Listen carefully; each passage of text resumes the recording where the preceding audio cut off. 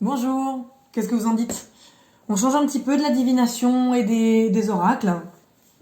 Je vous propose de découvrir les cartes des 7 chakras. Je pense que j'ai cette boîte depuis plus de 10 ans, je pense. Et c'est l'un des formats de boîte que j'adore, mais qui a une particularité. Je vous fais voir, hein. Elle va s'ouvrir comme ceci. Déjà là, on va voir quelque chose d'un peu différent.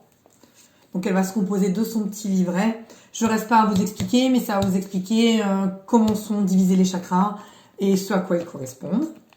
C'est pareil, hein, comme à chaque fois. Je ne vais pas m'attarder sur le contenu, puisque si c'est quelque chose qui vous intéresse, hein, pour changer un petit peu de la divination, on peut s'attaquer aux chakras, au bien-être, à la méditation.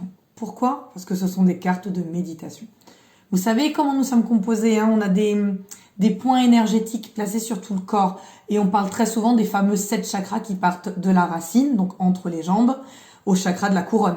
Donc les 7 chakras classiques. Après, il y en a plus que ça.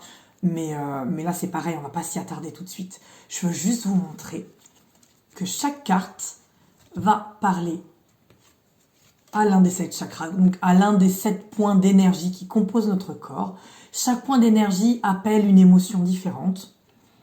Et donc, on va avoir comme ça diverses cartes. Comme vous voyez, elles sont composées de dessins différents. Pour chaque chakra, on va avoir un dessin différent sur le dos.